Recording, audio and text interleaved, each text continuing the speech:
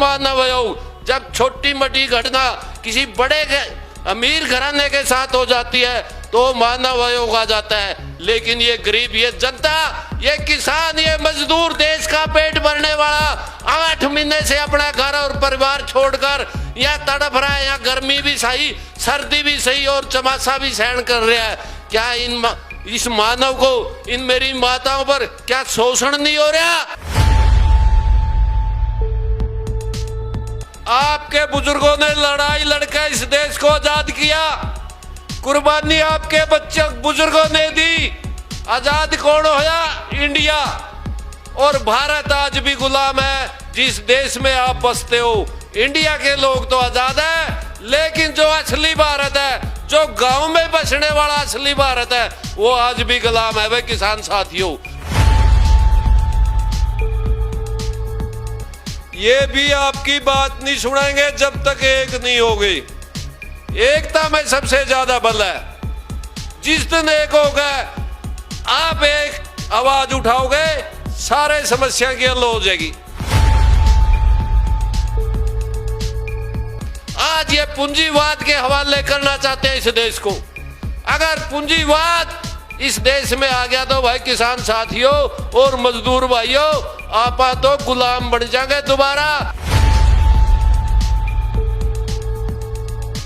अगर उनके नीचे कुर्सी है वो आपकी बात नहीं करेगा।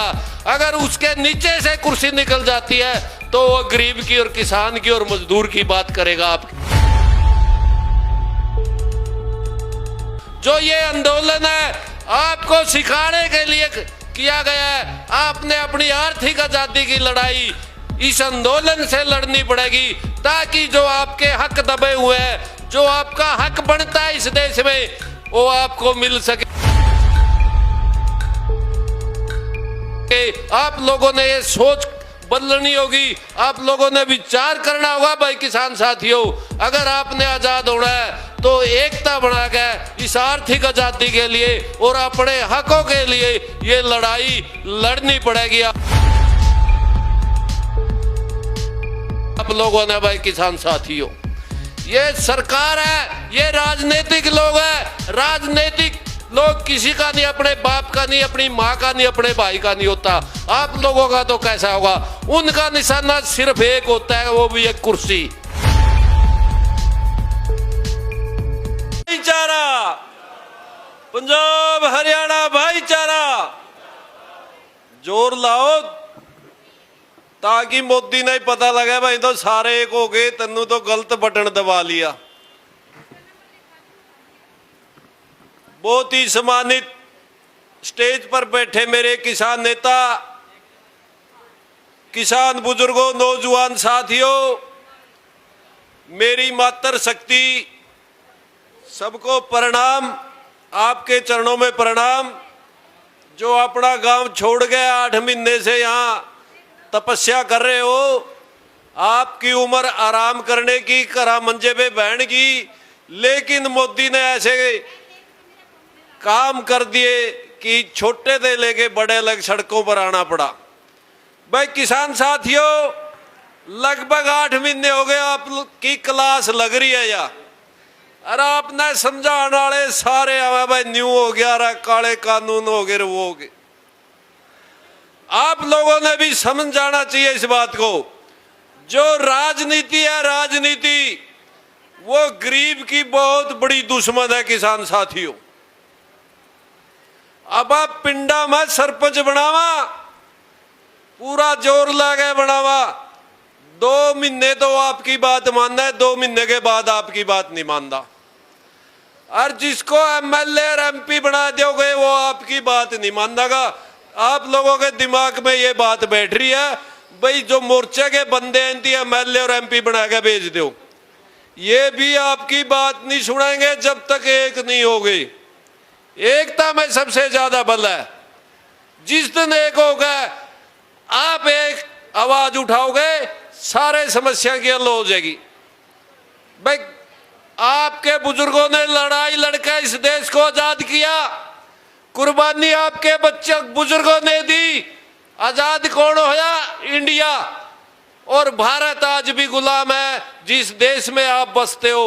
इंडिया के लोग तो आजाद है, लेकिन जो असली भारत है, जो गांव में बसने वाला असली भारत है, वो आज भी गुलाम है। वे किसान साथियों, जो ये आंदोलन है आपको सिखाने के लिए किया गया है। आपने अपनी आर्थिक आजादी की लड़ाई इस आंदोलन से लड़नी पड़ेगी, ताकि जो आपके हक दबे हुए हैं, जो आपका हक बनता है इस देश में, वो आपको मिल सके। आप लोगों ने ये सोच बदलनी होगी, आप लोगों ने विचार करना होगा। भाई किसान साथियों, अगर आपने आजाद होना है तो एकता बना के इस आर्थिक आजादी के लिए और अपने हकों के लिए ये लड़ाई लड़नी पड़ेगी आप लोगों ने। भाई किसान साथियों, ये सरकार है, ये राजनीतिक लोग हैं। राजनीतिक लोग किसी का नहीं, अपने बाप का नहीं, अपनी माँ का नहीं, अपने भाई का नहीं होता। आप लोगों का तो कैसा होगा? उनका निशाना सिर्फ एक होता है, वो भी एक कुर्सी।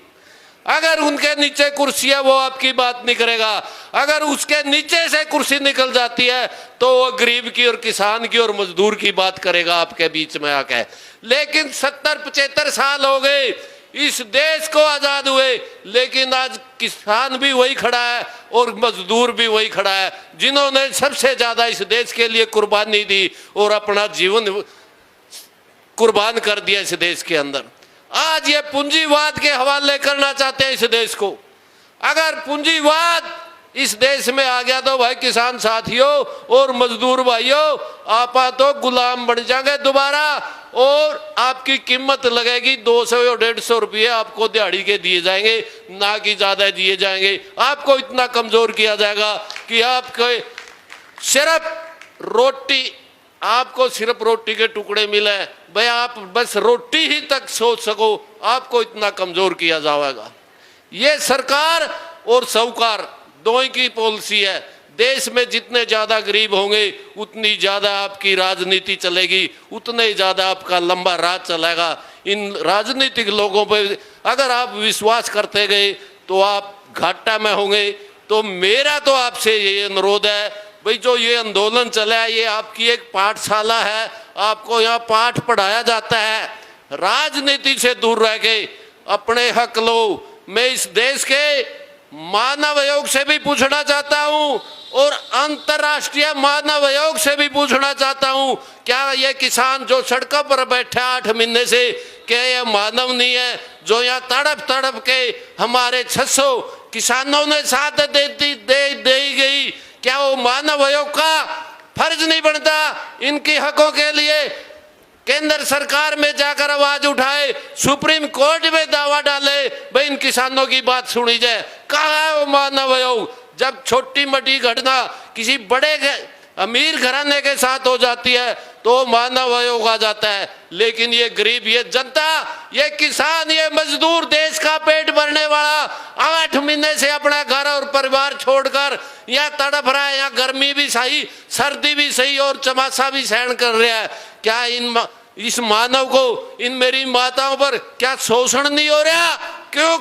क्या केंद्र सरकार का फर्ज नहीं बनता? क्या मानव आयोग का फर्ज नहीं बनता? क्या राष्ट्रीय मानव आयोग का फर्ज नहीं बनता कि वह अंतर्राष्ट्रीय में जाकर आवाज उठाए कि भारत में किसानों के साथ अत्याचार हो रहा है?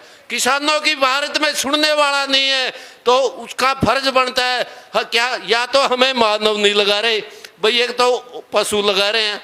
अगर हम सच्चे मन से मानव लगा रहे हैं तो मानव आयोग का भी फर्ज बनता है हमारी आवाज बनकर केंद्र सरकार से और सुप्रीम कोर्ट में भी वो हलफनामा, वो दावा करे, भाई इन किसानों की सुनो, जो इस देश का पेट भरने वाला है। अगर इस किसान ने मुट्ठी भर बंद भी कर ली तो दाने के लिए तरसोगे, रोटी खाने नहीं मिलेगी इस देश में। बातें बहुत है, बहुत बुला रहे हैं। मैं तो एक ही कहूं भाई किसान साथियों, वो एक बस में बुढ़िया चढ़ गई, बूढ़ी माई, बस में भीड़ इतनी थी उसने सीट नहीं मिली। वो ड्राइवर बोले आजा बीबी बोनट पे बैठ जा। वो बोनट पे बिठा ली, 10 किलोमीटर बस गई और ड्राइवर बोले भाई थल्ले उधर जो, वो बस खराब होगी, बस खराब होगी। वो बीबी बोली भाई ड्राइवर था, भाई क्या हो गया बस का? न्यू कहा माता जी यू घेर लाने वाला यू टूट गया। वो बीबी बोली भाई मैं तो टूटने था, ज्यों कि मैं बैठी हूं तना टिकणों नहीं दिया, कोई आगन है कोई बचन है। तो भाई सरकार किसी की हो उसने टिकट ना दो, अगर आपने हक लेने हैं नहीं आपने हक नहीं देंगे। किसान एकता, हिंदू मुस्लिम सिख ईसाई आपस में सब भाई भाई, हिंदू मुस्लिम सिख ईसाई आपस में सब भाई भाई, हिंदू मुस्लिम सिख ईसाई आपस में सब भाई, मिलकर लड़ांगे लड़ाई और जीतांगे। जय जवान जय किसान। बहुत बहुत धन्यवाद है सतपाल जी जो हरियाणे कैथल तो सन, जिन्होंने अपने चढ़दी कला दे विचार रखे। मैं बेनती करा सरदार मलकीत सिंह जी सरपंच साडे वड्डे वीर वो मैक ते आउण जी, ते उन्हां बाद जगतार सिंह जी जलेवाल बीके जो पंजाब सूबा सकत्तर वो भी तैयार हैं।